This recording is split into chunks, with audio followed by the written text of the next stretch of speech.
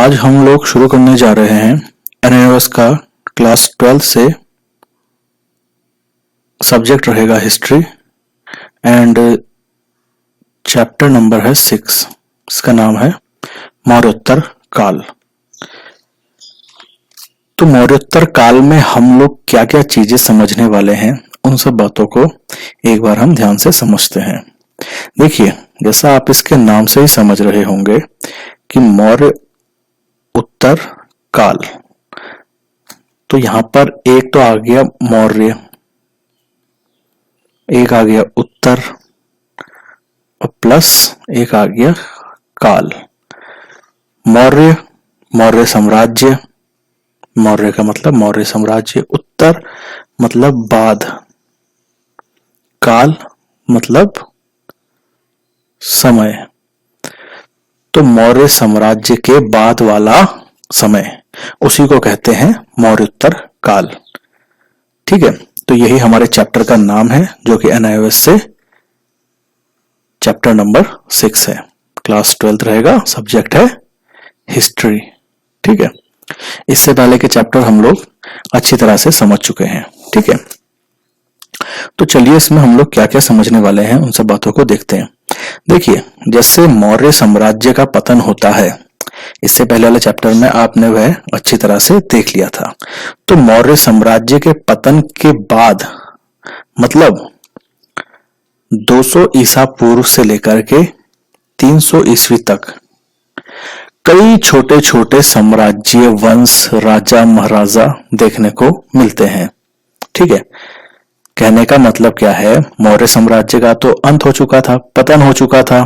ठीक है, उसके बाद अगला वंश आता है जो इतिहास में महत्वपूर्ण है, जिसने काफी एक लंबे समय तक शासन किया और इतिहास के पन्नों में अपना नाम दर्ज करवाया। तो उस वंश का नाम है गुप्त वंश। उस वंश का नाम है गुप्त वंश, जैसे यहां पर लिखा हुआ भी है। तो मौर्य साम्राज्य से लेकर गुप्त वंश, इस बीच का जो समय है 200 ईसा पूर्व से लेकर के 300 ईस्वी तक, तो ये जो बीच का 500 वर्ष का समय आता है, जो बीच का 500 वर्ष का समय है, इसी समय में कई छोटे छोटे साम्राज्य स्थापित हुए, कई छोटे छोटे राजा महाराजा हुए, कई वंश आए। उन वंशों में कुछ यहीं के लोग थे, कुछ बाहर के आए हुए यहां आकर शासन करने लगे। तो उन्हीं सब बातों को हम इस चैप्टर में पढ़ेंगे और इसीलिए इस चैप्टर का नाम है मौर्योत्तर काल। मौर्यों के बाद जो समय था, उस समय में किन किन लोगों ने भारत की भूमि पर शासन करा, प्रशासन करा, और क्या क्या उन वंशों के नाम थे, क्या क्या उनकी विशेषताएं थी, क्या क्या उन्होंने इस भारत में, जैसे वो लोग यहाँ आते हैं जो बाहर से आए हैं, तो उनके यहाँ आने से हमारे रीति रिवाज, संस्कृति पे, कला के क्षेत्र में क्या क्या बदलाव देखने को मिलते हैं। तो वही सब बातें हम इसमें पढ़ेंगे मौर्योत्तर काल में। ठीक है, तो वही बात है, मौर्य साम्राज्य के पतन के पश्चात 500 वर्ष, जो कि मैंने आपको समझाया, 200 ईसा पूर्व से 300 ईस्वी तक, और इसके बाद तो गुप्त वंश है, वो अगला चैप्टर है। ठीक है, तो इस बीच में मतलब इन 500 वर्ष में कई वंश आए, कई साम्राज्य आए, मतलब कुछ राजा महाराजा यहाँ भारत की भूमि पर रहे। तो वो कई सारे थे, लेकिन ज्यादा समय तक नहीं रह पाए, वो कुछ एक समय तक रहे कुछ। ठीक है, तो उन्हीं सबको हम लोग इस चैप्टर में मुख्य तौर से समझेंगे। तो उन वंशों की अगर हम बात करें, उन राजा महाराजाओं की जिन्होंने यहाँ शासन करा, अगर उनकी बात करें, तो उसमें मुख्य तौर पर 4 वंश जो हैं देसी हैं और 4 वंश जो हैं विदेशी हैं। अब ये देसी और विदेशी का क्या मतलब हुआ?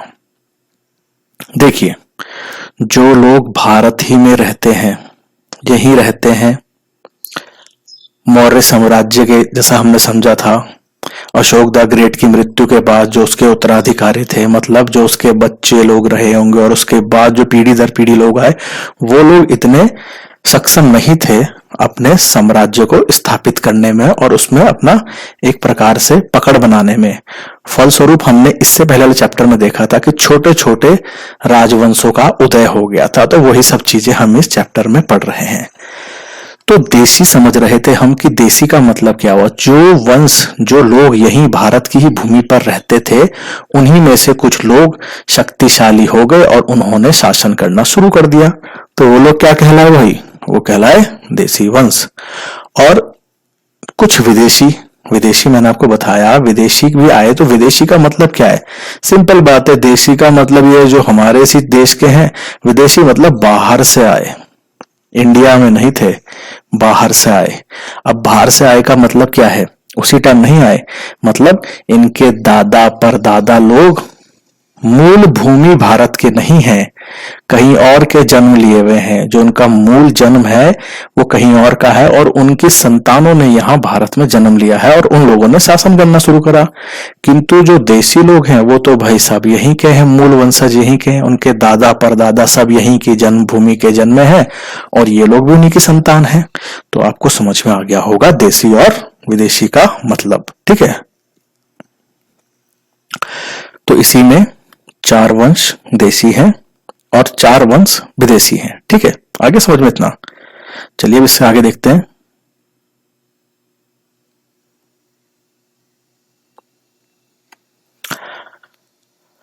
अब जो हम ये समय पढ़ रहे हैं, एक बार ध्यान दीजिए, 200 ईसा पूर्व से 300 ईस्वी तक का, 200 ईसा पूर्व से 300 ईस्वी तक, यही है ना, देखो 200 ईसा पूर्व से 300 ईस्वी तक। इसी समय में कुछ देसी हैं कुछ विदेशी हैं, ठीक है। तो इसी समय इतिहास में सर्वाधिक विदेशी आक्रमण भी भारत में हुए। मतलब इस समय के दौरान जो 200 ईसा पूर्व से 300 ईस्वी तक का जो समय है, इस समय भारत में इतिहास के दृष्टिकोण से सबसे ज्यादा आक्रमण इसी समय के दौरान हुए, ठीक है। तो ये एक बात इस समय की आई, बात समझ में। अब आगे देखते हैं 4 देसी वंश और 4 विदेशी वंश, जो मैंने आपको अभी थोड़ी देर पहले समझाया, ठीक है। तो देसी वंशों में हमारे नाम जो है वो कुछ इस प्रकार से हैं, जैसा पहला है शुंग वंश, दूसरे नंबर पे है कण्व वंश, तीसरे नंबर पे है सातवाहन वंश और चौथे नंबर पर है चेदी वंश। ये 4 वंश हमारे देसी वंशों के नाम से हैं, ठीक है। और 4 विदेशी वंशों में पहला है इंडो ग्रीक राजवंश, दूसरा है शक वंश, तीसरा है पल्लव वंश और चौथा है कुषाण वंश। इतना क्लियर है, तो आगे बढ़ते हैं। अब देसी वंशों को हम समझेंगे पहले। जैसा हमने यहां पीछे देखा, 4 देसी वंश है, 4 विदेशी वंश है। तो एक एक करके इन सब वंशों के बारे में देखेंगे, क्या क्या इनकी विशेषताएं रही हैं, कौन कौन इनके संस्थापक रहे हैं और इतिहास में इन वंशों का क्या योगदान है, ठीक है। वो सब बातें आप धीरे धीरे जैसे चैप्टर पढ़ते जाएंगे, समझते जाएंगे, मेरे से आपको सारी बातें इजीली समझ में आ जाएंगी। तो बस आपको धैर्य बनाकर रखना है और चैप्टर को समझते जाना है। बहुत सरल भाषा में आपको समझाया जाएगा। तो देसी वंश, देसी वंशों में हम शुरुआत करेंगे सबसे पहले शुंग वंश की। इसका अगर कालखंड देखें तो 184 से 75 ईसा पूर्व का है। ये आपको याद करने की जरूरत नहीं है, ठीक है। तो चलिए अब याद कीजिए जो हमने मौर्य साम्राज्य पढ़ा था। इस चैप्टर से पहले जो लेसन है, अगर आपने जनपद से साम्राज्य की ओर वाला चैप्टर जो पढ़ा है, अगर वह, तो आपको याद होगा मैंने उसमें बताया था कि मौर्य साम्राज्य का जो अंतिम राजा था भद्रथ, इसकी हत्या इसी के सेनापति के द्वारा कर दी गई थी, जिसका नाम क्या था, पुष्यमित्र शुंग। क्योंकि इसका नाम पुष्यमित्र शुंग है, इसीलिए इस वंश की शुरुआत इसने करी, मतलब अपने वंश की शुरुआत कर दी। अब राजा ये बन गया है भाई, पुष्यमित्र शुंग ने अगर अपने से पूर्व राजा को मार दिया है जिसका नाम भद्रथ है, तो अगला राजा कौन हुआ, अगला राजा डेफिनेटली पुष्यमित्र शुंग हुआ और यहां पर से शुंग वंश की शुरुआत हो जाती है। ठीक है, हमारी बात समझ में? पुष्यमित्र शुंग और शुरुआत कर दी उन्होंने शुंग वंश की। ठीक है, शुंग वंश की शुरुआत करी तो इस वंश की क्या क्या मुख्य बातें थी वो थोड़ी बहुत हम समझ लेते हैं। सबसे पहली बात, पुष्यमित्र शुंग जो था वह एक ब्राह्मण था। ठीक है, मुख्य तौर पर यह ब्राह्मण रीति रिवाज को मानता था। ब्राह्मण था तो अपने रीति रिवाज को तो मानेगा ही भाई, और इसी कारण बस इसने जो ब्राह्मण रीति रिवाज थे, जो मान्यताएं थी, उन सब बातों को इसने दोबारा से स्टार्ट कर दिया। जो ब्राह्मणों के द्वारा बनाए गए नीति निर्देश और जो समाज व्यवस्था और जिन चीजों को वो मानते थे, उन सब बातों को इसने दोबारा से स्टार्ट कर दिया था। और इसको बौद्धों का शत्रु भी बताया जाता है। जो बौद्ध धर्म के लोग होते हैं, जो बौद्ध धर्म के फॉलोअर्स हैं, उन लोगों का इसको शत्रु बताया जाता है। क्यों? क्योंकि इसने अपने कार्यकाल में बहुत से बौद्धिक मठों को, मतलब जो बौद्ध धर्म से संबंधित धार्मिक स्थान हैं, विहार हैं, मठ हैं उनके, मतलब जैसे आश्रम होते हैं बौद्ध धर्म वालों के, उनको तोड़वाया। जो बौद्ध धर्म के फॉलोअर हैं उनकी हत्या करवाई, ऐसा बताया जाता है। इन्होंने अपने समय पर जो राजधानी थी वह कहां बनाई? विदिशा। तो आपको अगर परीक्षा में पूछा जाए कि शुंग वंश की राजधानी कहां थी, तो आपको याद रखना है कि शुंग वंश की राजधानी विदिशा थी। ये कहां पड़ता है भाई? मध्य प्रदेश में। ठीक है, पुष्यमित्र शुंग के समय में कई विदेशी आक्रमण भी होते हैं, किंतु विजेता पुष्यमित्र शुंग ही रहता है। ठीक है, अब दूसरी बात है कि पुष्यमित्र शुंग ने शुंग वंश की शुरुआत करी, इन सब बातों की जानकारी हमें कहां से मिलती है? तो धनदेव का एक अयोध्या अभिलेख है। ठीक है, धनदेव का एक अयोध्या अभिलेख है, मतलब एक जगह पर लिखा हुआ है कुछ बातें इसी बारे में कि शुंग वंश की शुरुआत किसने करी? पुष्यमित्र शुंग ने, और ये बौद्धों का शत्रु था। इसने ब्राह्मण रीति रिवाज को पुनर्जागृत करा, राजधानी विदिशा में बनाई। इनके समय पे कई विदेशी आक्रमण भी हुए और तमाम जानकारी जो पुष्यमित्र शुंग के समय पर हुई और जो शुंग वंश के समय पर जो जो बातें हुई, हम जो पढ़ रहे हैं, आप जो पढ़ रहे हैं, जो हमारी पुस्तकों में लिखा है, उसकी मोस्टली जानकारी हमें धनदेव के अयोध्या अभिलेख से मिलती है। ठीक है, ये बात क्लियर है। और इसमें हमें जो है मुख्य दो बातें और भी देखने को मिलती हैं कि पुष्यमित्र शुंग की उपलब्धियों के बारे में, और पुष्यमित्र शुंग ने अश्वमेघ यज्ञ भी करवाया था, इस बारे में भी हमें जानकारी मिलती है धनदेव के अयोध्या अभिलेख से। ठीक है, तो इतना क्लियर है। यहाँ पर हम देख रहे हैं देसी वंश की शुरुआत, जिसमें हम देख रहे हैं शुंग वंश। शुंग वंश की शुरुआत कैसे होती है? मौर्य वंश का जो अंतिम राजा था भद्रथ, उसकी हत्या कर दी थी उसी के सेनापति ने, जिसका नाम था पुष्यमित्र शुंग, और यहाँ से शुरू हो जाता है शुंग वंश। शुंग वंश की विशेषता क्या क्या थी? कि पुष्यमित्र शुंग एक ब्राह्मण था, ब्राह्मण रीति रिवाजों को मानता था, ब्राह्मण रीति रिवाजों को उसने पुनः जागृत करा, वर्ण व्यवस्था को उसने दोबारा से लागू करा, जिसमें ब्राह्मण, क्षत्रिय, वैश्य, शूद्र जो आप वैदिक काल में देख चुके हैं, वो बात पुनः यहाँ पर दोहराई नहीं जाएंगी। तो आपको, अगर आपने पढ़ा है तो आपको वर्ण व्यवस्था अच्छी तरह से मालूम होगी। ठीक है, तो इन्होंने वर्ण व्यवस्था को भी शुरू कराया, इन्हें बौद्धों का शत्रु बताया गया। इन्होंने बौद्धिक मठ और बौद्ध धर्म के जो अनुयायी थे, जो फॉलोअर्स थे, जो सब मानते थे बौद्ध धर्म को, उनकी भी इन्होंने हत्या कराई। अपने समय पर इन्होंने राजधानी विदिशा को बनाया। ठीक है, और इनके समय में कई विदेशी आक्रमण भी हुए, और इन सब की जानकारी हमें मुख्य तौर पर धनदेव के अयोध्या अभिलेख से मिलती है। और ये अभिलेख किसके द्वारा लिखाया गया था? धनदेव के द्वारा, जो कि दरबारी था पुष्यमित्र शुंग का। ठीक है, और दो बातें और हमें देखने को मिलती हैं इस अभिलेख के द्वारा, जिसमें एक तरफ पुष्यमित्र शुंग की उपलब्धियां देखने को मिलती हैं, और दूसरी इन्होंने अश्वमेघ यज्ञ करवाया था। अश्वमेघ यज्ञ भी मैंने आपको पहले समझा रखा है। ठीक है, चलिए आगे बढ़ते हैं।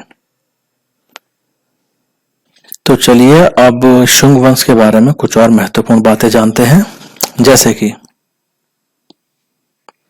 शुंग वंश में कुल 10 राजा हुए, टोटल 10 राजा हुए। ठीक है, शुंग वंश में कुल 10 राजा हुए। ठीक है, अब जैसा हम सभी जानते हैं कि शुरुआत तो पुष्यमित्र शुंग ने करी, तो जो उनका बेटा बनेगा अगला उत्तराधिकारी जिसका नाम है अग्निमित्र, उनको लेकर के एक महत्वपूर्ण बात है इतिहास में। वो क्या है कि भाई अग्निमित्र का प्रेम संबंध था एक मालविका नाम की लड़की के साथ। ध्यान से सुनिएगा, पुष्यमित्र शुंग का बेटा अग्निमित्र, अग्निमित्र का प्रेम संबंध है मालविका नाम की लड़की के साथ। इन सब बातों को दर्शाया गया है कालिदास जी द्वारा लिखित एक नाटक में, और उस नाटक का नाम है मालविकाग्निमित्रम। नाटक का नाम है मालविकाग्निमित्रम। ठीक है, तो ये आपको याद रखना है, परीक्षा में ये निश्चित तौर पर पूछा जा सकता है और पूछा भी गया है कई बार। ठीक है, तो ये क्लियर है यहाँ पर। ठीक है, चलिए ये सेकंड राजा है, तो थर्ड राजा आएंगे, फिर फोर्थ आएंगे, फिफ्थ आएंगे, सिक्स्थ राजा आएंगे, सेवन। ये हमारे लिए महत्वपूर्ण नहीं है हमारी परीक्षा से। ठीक है, 9वें नंबर पर जो राजा आएंगे, 9th नंबर पर जो राजा है भागभद्र राजा। ये कौन से नंबर के हैं भाई? 9th नंबर के। ठीक है, तो 9th नंबर के जो राजा हैं भागभद्र राजा, इनसे कुछ महत्वपूर्ण बातें हैं, इनके समय पे जो महत्वपूर्ण घटनाएं घटी उस बारे में थोड़ा सा देखते हैं। तो भाई साहब भागभद्र राजा के समय पर एक यूनानी दूत आते हैं। इस यूनानी दूत का नाम है हेलियोडोरस। एक यूनानी दूत आते हैं भागभद्र राजा के समय पर जिनका नाम है हेलियोडोरस, और ये विष्णु धर्म के फॉलोवर थे, मतलब वैष्णव विष्णु जी को बहुत मानते थे और इन्होंने विष्णु धर्म अपना लिया था। ठीक है, ये बात क्लियर है। विष्णु धर्म के उपासक भी थे, उन्हीं की पूजा अर्चना करते थे। ठीक है, और इन सब बातों को हमें कैसे मालूम पड़ता है? क्योंकि उन्होंने ये सब बातों का कहीं पर दर्शाया, दिखाया उन चीजों को। किस चीज में भाई? मध्य प्रदेश में। मध्य प्रदेश में गरुड़ स्तंभ है, उस पर उन्होंने एक अभिलेख लिखवाया जो कि वैष्णव धर्म से संबंधित है। वैष्णव धर्म कह लो या भागवत धर्म कह लो, भागवत धर्म से संबंधित उन्होंने मध्य प्रदेश में विदिशा नाम की जगह में गरुड़ स्तंभ पर एक अभिलेख लिखवाया, और उस अभिलेख को कहा जाता है हेलियोडोरस का अभिलेख। तो ये बात क्लियर है यहां तक? एक बार दोबारा से देखो, जो 9th नंबर के राजा हैं शुंग वंश के भागभद्र राजा, उनके समय पर एक यूनानी दूत आता है जिसका नाम है हेलियोडोरस। हेलियोडोरस जो है विष्णु धर्म का फॉलोवर बन जाता है, वैष्णव धर्म को अपना लेता है, और इसी चीज को दर्शाता हुआ है अपने एक स्तंभ में है। ठीक है, जिसमें गरुड़ स्तंभ है और जो मध्य प्रदेश विदिशा में है, और इस अभिलेख को कहा जाता है हेलियोडोरस का अभिलेख, जो उसमें भागवत धर्म से संबंधित उन्होंने कुछ लेख लिखवाया था। ठीक है, तो ये बात क्लियर है। उम्मीद करता हूं आपको बातें आसानी से समझ में आ रही होंगी। ठीक है, तो चलिए आगे बढ़ते हैं इससे। जैसा मैंने आपको पहले ही बताया, शुंग वंश में कुल 10 राजा थे। पुष्यमित्र शुंग शुरुआती थे। जो आखिरी हैं, अंतिम शासक 10वें नंबर के, उनका नाम क्या है? देवभूति। ठीक है, अब भाई अंतिम है तो अंतिम कैसे हुए? मोस्टली ये बात तो आपको समझ में आएगी। अगर अंतिम है तो मतलब इनके हाथ कोई है नहीं, आखिरी थे तो मतलब इनकी हत्या हो गई, इसलिए तो हम अंतिम बन गए। हत्या किसने करी? इन्हीं के अधिकारी ने, इसका नाम था वासुदेव। ठीक है, शुंग वंश के अंतिम शासक देवभूति, देवभूति की हत्या किसने करी भाई? वासुदेव ने। वासुदेव कौन था? इन्हीं का एक अधिकारी, इन्हीं का एक ऑफिसर। समझ में आ गया? वासुदेव नाम का। अब वासुदेव जी अपना वंश शुरू करेंगे, तो वासुदेव जी ने कौन सा वंश शुरू कर दिया भाई? अपना कण्व वंश। तो यहां पर से शुंग वंश होता है समाप्त और कण्व वंश की हो जाती है शुरुआत। ठीक है, बातें समझ में आ रही है सबको? कमेंट्स में जरूर बताइए कीजिए जो आपको समस्या होती है। चलिए अब इसमें आगे बढ़ते हैं। तो यहाँ पर वासुदेव जी ने मार दिया है देवभूति को और शुरुआत करती है कण्व वंश की, और शुंग वंश की होती है यहाँ पर समाप्ति। वासुदेव जी का कण्व वंश हो गया शुरुआत। ठीक है, ध्यान दीजिएगा, हम लोग पढ़ क्या रहे हैं? मौर्योत्तर काल, जिसमें हमने 4 देशी वंश के बारे में समझा था, 4 विदेशी वंश। अब उन 4 देशी और 4 विदेशियों के हम एक एक राजाओं के नाम पढ़ेंगे। तो हम लोग 4 विदेशी तो बाद में पढ़ेंगे, पहले हम पढ़ रहे हैं 4 देशी वंश। ठीक है, 4 देशी वंशों के क्रम में हमने सबसे पहले किन्हें देखा? शुंग वंश को, जो पुष्यमित्र शुंग थे। उसके बाद जो शुरुआत होती है कण्व वंश की, यहां हमने देख लिया। अब कण्व वंश शुरू हो रहा है। अब कण्व वंश में कुल 4 राजा थे, 4। ठीक है, 4 राजा थे। संस्थापक, फाउंडर, शुरुआत किन्होंने करी? तो वो है वासुदेव। आपको मालूम ही है, इन्होंने अपने, ठीक है, ऊपर अपने जो इनके शुंग वंश के थे उनको मारा। तो वासुदेव के बाद जो सेकंड नंबर के, वो हमारे लिए इंपॉर्टेंट नहीं है। Third not important. जो आखिरी है 4th राजा, जैसा मैंने आपको बताया कि इसका समय सिर्फ 500 वर्ष का था, ये मौर्योत्तर काल। और इस 500 वर्ष में कई लोगों ने शासन करा, तो सबके समय काल और कालखंड बहुत छोटे छोटे होंगे। ठीक है, बात ध्यान से समझिएगा। जो जो शब्द बोले जाते हैं सबको ध्यान से समझिएगा, सुनिएगा, तो आपको आसानी होगी चैप्टर को समझने में। तो कण्व वंश में 4 राजा, संस्थापक वासुदेव, दूसरे तीसरे से मतलब नहीं। चौथे नंबर पे कौन है? सुशर्मा। अब भाई साहब सुशर्मा की भी हो गई हत्या, और वो भी इन्हीं के अधिकारी द्वारा। यहां आप देख रहे होंगे शुंग वंश में भी वासुदेव जी द्वारा उनकी हत्या करी गई अपने उसकी, और यहाँ पर कण्व वंश की जो शुरुआत करी थी वासुदेव जी ने, तो भाई साहब वासुदेव जी की भी हत्या कर दी उन्हीं के अधिकारी ने। जैसा वो हो गए वैसा ही काटोगे, कुछ इसी प्रकार की नीति। ठीक है, तो यहाँ पर भैया सुशर्मा जी जो आखिरी राजा हैं किसके? कण्व वंश के, इनकी हत्या कर दी इन्हीं के अधिकारी ने। अधिकारी का नाम सिमुक, सिमुक नाम के व्यक्ति ने हत्या कर दी। और यहां से शुरुआत होती है सातवाहन वंश की। सातवाहन वंश की शुरुआत हो जाती है और कण्व वंश हो रहा है समाप्त। ठीक है, क्लियर है बात, समझ में आ रही है? चलिए अब सातवाहन वंश की ओर बढ़ा जाए। तो हम लोग पढ़ेंगे अब सातवाहन वंश। सातवाहन वंश आप याद रखिएगा, देशी वंशों के क्रम में हम पढ़ रहे हैं शुंग वंश, कण्व वंश और अब सातवाहन वंश। सातवाहन वंश के जो संस्थापक हैं वो कौन है? सिमुक, सिमुक साहब हैं। ठीक है, ये बात आपको भली भांति मालूम होगी। ठीक है, जैसे हमने भी इससे पहले देखा कि सुशर्मा की हत्या सिमुक के द्वारा कर दी गई और उसी के साथ कण्व वंश का हो जाता है समाप्ति और सातवाहन वंश का हो जाता है उदय। ठीक है, तो सातवाहन वंश के संस्थापक कौन हुए भाई? सिमुक साहब हो गए। और इनका साम्राज्य कहां से कहां तक फैला था?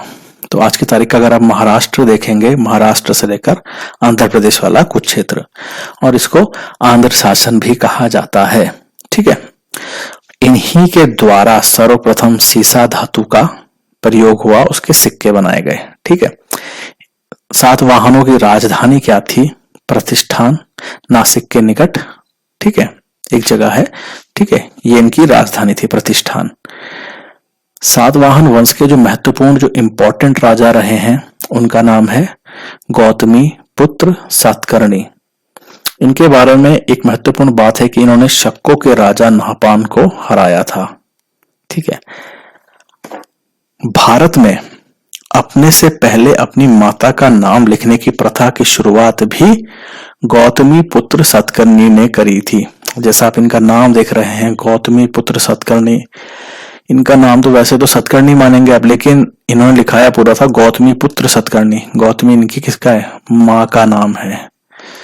तो माँ का नाम अपने नाम से पूर्व लिखाने की प्रथा का शुरुआत भी इन्होंने ही करा था। तो गौतमी पुत्र सातकर्णी ने, ठीक है, इन्होंने इतिहास शुरू करवाया। साथ ही साथ इन्होंने भूमि दान, मतलब जिस समय की बात हो रही है उस समय पर राजा महाराजाओं के पास पैसा कहां से आएगा, या अपना जो उनका क्षेत्र है उस क्षेत्र के जो खर्चे हैं उनकी भरपाई कहां से करेंगे ये? तो भाई टैक्स लेंगे, कर लेंगे, जमीन पर जो भी अनाज उगाएगा, जो भी व्यवसाय करेगा, उसकी कुछ कमाई का हिस्सा राजा के हिस्से में देगा। इसी हिसाब से राजा का राजकोष भरा जाता था। जैसे गवर्नमेंट आज कहां से करती चलती है? हमारे द्वारा दिए गए टैक्स से तो चलती है। तो उस समय पर भी राजा महाराजा लोग के जो क्षेत्र हैं, जिस क्षेत्र में आप जो सा व्यवसाय कर रहे हो भाई, जो इनकम कर रहे हो, हमें भी कुछ हिस्सा दो, ऐसा ही कुछ था। तो इन्होंने भूमि दान की प्रथा कराई। अब मान लो इन्होंने क्या करा, ये कोई जमीन का टुकड़ा है, ये इन्होंने दे दिया ब्राह्मणों को दान में। पूजा पाठ करी होगी ब्राह्मणों ने, ये प्रसन्न हो गए, कलो जी आप रख लो। अब क्या है, जो पंडित लोग हैं, ब्राह्मण लोग हैं, वो यहाँ पर अपना घर बना देंगे, और जो बाकी जगह बच रही है उसमें अगर किसी को देते हैं, और इस क्षेत्र में अगर कोई भी व्यवसाय चल रहा है, कोई भी किसान कुछ भी काम कर रहा है, या कोई भी किसी प्रकार की आमदनी अर्जित करता है, तो उससे कमाई का जो टैक्स उसने पहले राजा को देना था वो अब ब्राह्मण को मिलेगा। हमारी बात समझ में?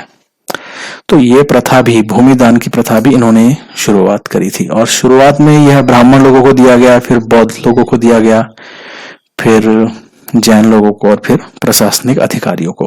तो ये कुछ बातें थी थोड़ी बहुत सातवाहन वंश के बारे में। ठीक है, चलिए आगे देखते हैं। सातवाहन वंश के बाद जो हमारे महत्वपूर्ण है वो है चेदी वंश। चेदी वंश के जो संस्थापक हैं उनका नाम है महामेघवाहन। ठीक है, देखो जो ये वंश है, इन वंशों के बारे में ज्यादा ऐतिहासिक प्रमाण नहीं है, जितनी थोड़ी बहुत जानकारी उसी आधार पर हम लोग इसका अध्ययन करते हैं। ठीक है, तो चेदी वंश है, चेदी वंश के संस्थापक है महामेघवाहन, और इस वंश के जो महत्वपूर्ण राजा हैं, संस्थापक फाउंडर तो महावाहन हो गए, लेकिन इस चेदी वंश के जो इंपॉर्टेंट राजा, उनका नाम है खारवेल। खारवेल जो राजा हैं, इनकी जानकारी हमें कहां से मिलती है भाई? हाथी गुम्फा अभिलेख से। उड़ीसा के उदयगिरी पर्वत पर है, और इसका नाम हाथी गुम्फा अभिलेख इसीलिए है कि जो ये अभिलेख का जो शुरुआती गेट है वहां पर हाथियों का तरह से मूर्ति बनाया गया, काफी बड़ा बड़ा। ठीक है, बात समझ में आ रही है आपको? ठीक है, चलिए। और आपकी पुस्तक में एक इक्ष्वाकु वंश के बारे में भी लिखा गया है। ठीक है, तो जैसा आप रामायण और महाभारत के पात्र आप जो देखते हैं, तो वो सभी इक्ष्वाकु वंश के थे। इस वंश के बारे में आपको ज्यादा समझने की आवश्यकता नहीं है, न ये कभी परीक्षा में पूछा गया है। ठीक है, इसके बारे में हम ज्यादा ध्यान नहीं देंगे। तो जो इम्पोर्टेंट थे हमारे वंश वो हमने देख लिए हैं, और इक्ष्वाकु वंश के बारे में ज्यादा कुछ डिटेल ना तो पुस्तकों में है ना वैसे भी है। ठीक है, तो ये थोड़ा बहुत आपकी पुस्तक में एक डाल दिया गया है, इक्ष्वाकु वंश। ठीक है, तो यहां पर हम लोग देख रहे थे चेदी वंश हमने देख लिया है, जो कि आपका इस क्रम में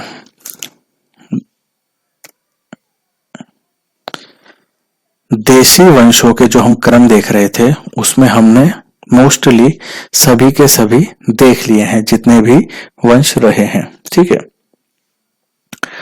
देखिए एक बार आप फिर से रिकैप कीजिए।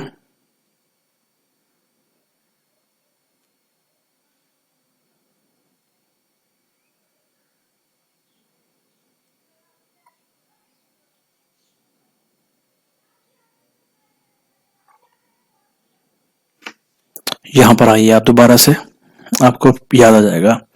जैसा हमने कहा था कि 200 ईसा पूर्व से 300 ईस्वी तक कई देसी और विदेशी लोगों ने यहां पर शासन करा भारत की भूमि पर। तो पहले हमने देखा 4 देशी वंश, शुंग वंश हम देख गए, कर्ण वंश को हमने समझ लिया, सातवाहन वंश को हमने समझ लिया, और चेदी वंश को हमने समझ लिया। यहाँ पर समाप्ति हो जाती है इन 4 वंशों के बारे में जो बेसिक डिटेल्स थी। तो आइए अब इससे आगे की कहानी देखते हैं। इन वंशों में से कुछ एक वंशों ने इतिहास में कुछ महत्वपूर्ण कार्य करे हैं, तो उन सब के बारे में भी थोड़ी सी चर्चा करते हैं।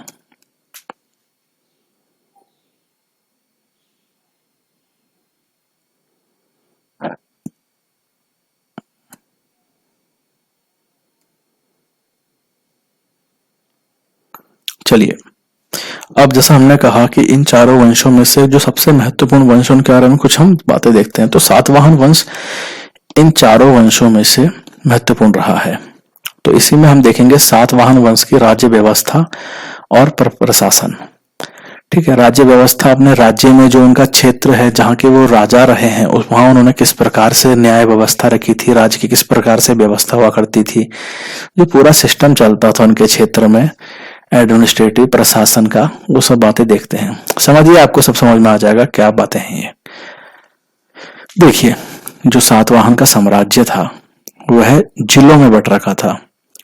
आज भी आप देखिएगा, अगर कोई स्टेट है, फॉर एग्जाम्पल आप यूपी को ही ले लो, ये एक राज्य है, इसके अंतर्गत कई जिले आते होंगे, ठीक है ना।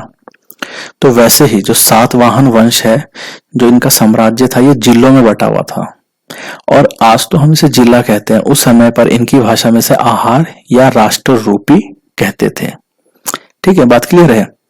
जो प्रशासन हुआ करता था, मतलब लॉ एंड ऑर्डर वाली बॉडी, जो समाज में नियम कायदे कानून की जो सबसे छोटी इकाई है, जैसे आज आप देखेंगे तो सबसे ऊपर आपको कौन सी आती है न्याय प्रणाली में, अगर आप देखिएगा तो सुप्रीम कोर्ट तक पहुंच जाती है बात।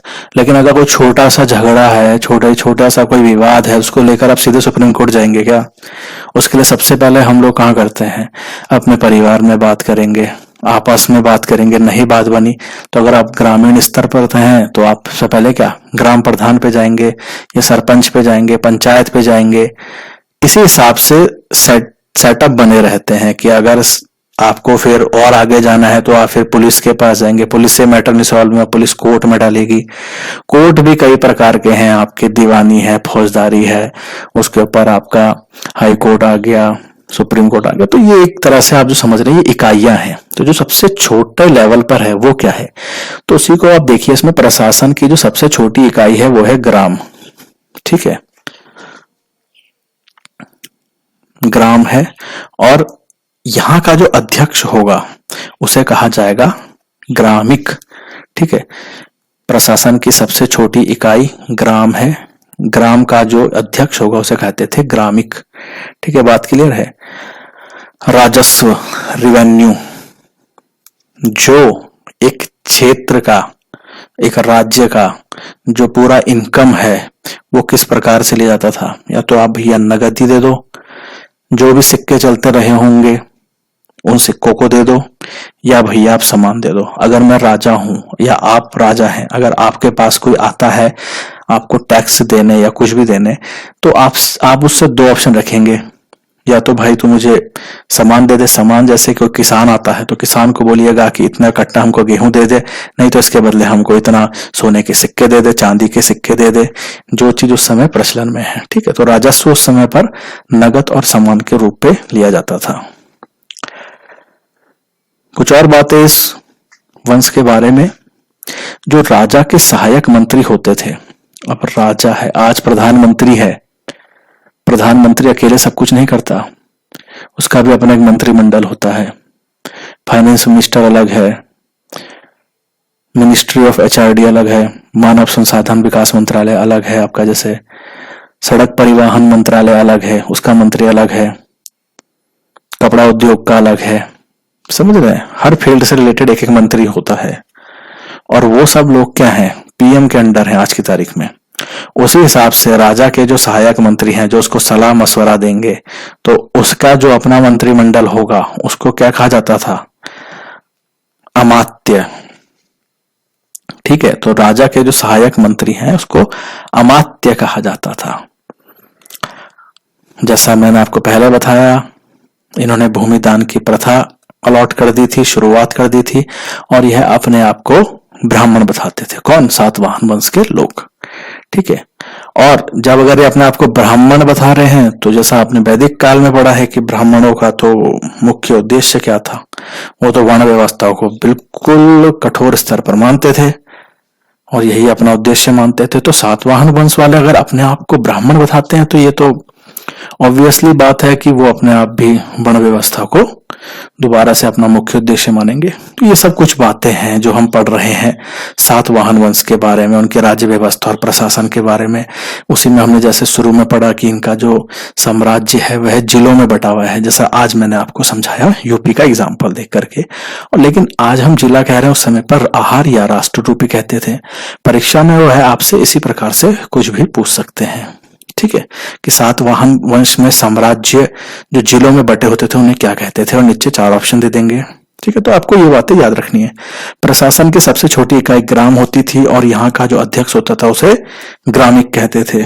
राजस्व जो है वह नगद और सामान के तौर पर दोनों रूप से लिया जाता था। राजा के सहायक मंत्री को अमात्य कहा जाता था। अपने आप को ये लोग ब्राह्मण बताते थे, और भूमिदान की प्रथा इन्होंने शुरू करी थी। वर्ण व्यवस्था इनका मुख्य उद्देश्य था। वर्ण व्यवस्था आप सभी को याद होगा, जिसमें ब्राह्मण, क्षत्रिय, वैश्य, शूद्र इस प्रकार से लोगों का विभाजन किया जाता था और उनके वर्ण के आधार पर उनको समाज में ट्रीट किया जाता था। ठीक है, तो ये सब वैदिक काल के विषय हैं, आपको पता होगा अगर आपने पढ़ा है तो, हमने उसमें आपको बताया है। ठीक है, चलिए इसमें आगे बढ़ते हैं। अब देखिए, यहां पर तक हमने देशी वंश को पूरा पढ़ लिया, जिसमें हमने 4 वंशों का बारे में पूरा पढ़ लिया है। ठीक है, अब यहां पर से हम शुरू करने जा रहे हैं विदेशी वंश। ठीक है, आपको याद होना चाहिए 200 ईसा पूर्व से 300 ईस्वी तक, ये जो 500 वर्ष का समय है, इस समय पर कई छोटे छोटे राजाओं ने, कई लोगों ने भारत के कईयों क्षेत्रों पर शासन किया और इनका कार्यावधि या कार्यकाल बहुत छोटा रहा है। ठीक है, तो वही सब बातें हम पढ़ रहे हैं। वैसे तो इसके बाद जो मुख्य इतिहास में पढ़ने योग्य चैप्टर है वो है आपका गुप्त काल, लेकिन ये भी महत्वपूर्ण है। तो इसमें कई राजवंश आ रहे हैं, तो उन सब वंशों के क्रम को हम पढ़ रहे हैं। तो हम अभी तक देशी वंशों को पढ़ चुके हैं, उन वंशों की महत्वपूर्ण बातों को देख चुके हैं। उन वंशों में से जो महत्वपूर्ण वंश था एक सातवाहन वंश, उसके बारे में हम देख चुके हैं। ठीक है, तो अब हम इसके बाद जो चैप्टर आएगा उसमें हम पढ़ेंगे विदेशी वंश को। ठीक है, विदेशी वंश में कौन कौन आए, क्या क्या उनकी मुख्य बातें थी, वो सब तमाम बातें। ठीक है, चलिए इस वीडियो में इतना ही। उम्मीद करते हैं आपको वीडियो से मदद मिलेगा और आपका चैप्टर आपको बहुत इजीली समझ में आ रहा होगा। धन्यवाद।